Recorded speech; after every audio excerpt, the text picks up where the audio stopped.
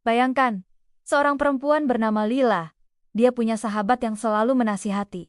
Kenapa sih kamu masih mau sama dia? Padahal jelas-jelas dia sering bikin kamu nangis. Lila tersenyum pahit, karena dia sendiri tidak tahu jawabannya. Setiap kali disakiti, dia ingin pergi. Tapi setiap kali si pria itu meminta maaf, hanya dengan senyuman kecil, hatinya luluh kembali. Sahabat Tripiner, pernahkah kamu berada di posisi seperti Lila? Jatuh hati pada orang yang justru sering melukaimu. Bukannya memilih yang baik dan tulus, kita malah terjebak pada yang dingin, acuh, bahkan menyakitkan. Pertanyaannya, kenapa hati kita bisa begitu keras kepala? Mari kita bongkar satu persatu. Pertama, psikologi menjelaskan fenomena ini dengan istilah trauma bonding. Saat seseorang memberi kita cinta dan sakit secara bergantian, otak bingung. Ia mencampur aduk rasa sakit dengan cinta, sehingga setiap momen indah terasa sangat berharga. Ini mirip dengan perjudian. Kita tidak tahu kapan mesin slot memberi hadiah, tapi justru karena jarang muncul, hadiah itu terasa luar biasa. Penelitian dari Patrick Carnes,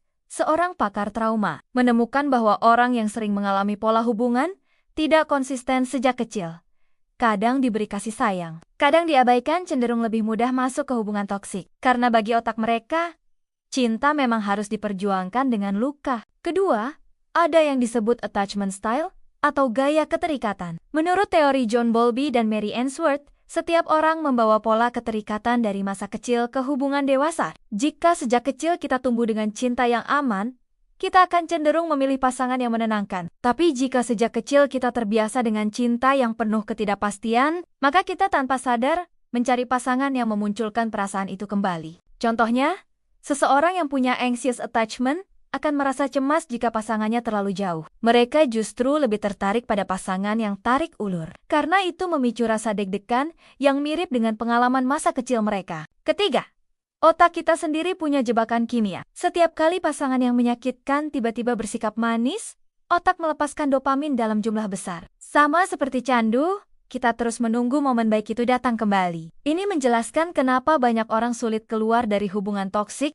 bukan karena tidak sadar, tapi karena tubuh mereka sudah kecanduan pada naik turunnya emosi itu. Sahabat Tripiner, mari kita lihat contoh nyata. Ada banyak tokoh besar yang terjebak dalam hubungan rumit, bahkan selebriti dunia pun sering terlihat berulang kali kembali ke pasangan yang jelas-jelas menyakiti mereka. Orang-orang bertanya, kenapa dia tidak pergi? Jawabannya, cinta toksik tidak bekerja dengan logika. Ia bekerja dengan luka lama, dengan trauma, dengan adiksi kimia di otak. Lalu, apa yang bisa kita lakukan?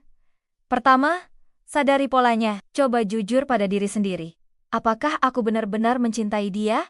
Atau aku hanya kecanduan pada naik turun emosinya? Kedua, temukan akar luka. Banyak dari kita membawa bayangan masa kecil yang belum sembuh. Jika dulu kita harus berjuang keras untuk mendapat perhatian, maka di masa kini, kita mungkin merasa cinta harus terasa menyakitkan agar dianggap nyata. Ketiga, belajar mencintai diri sendiri. Self-love bukan sekadar merawat diri, tapi menegaskan bahwa kita pantas mendapat cinta yang sehat. Semakin kita menghargai diri, semakin sulit kita untuk menerima cinta yang meracuni. Keempat, ubah definisi cinta. Kita sering salah kira, cinta itu harus penuh drama, cemburu, atau pengorbanan besar. Padahal cinta sejati adalah ketenangan, bukan badai. Ia adalah pelabuhan, bukan lautan yang terus menghempas. Bayangkan kalau kamu bisa mencintai tanpa harus ketakutan ditinggalkan. Bayangkan, jika kamu punya pasangan yang bisa menjadi rumah, bukan neraka. Itulah cinta yang sehat.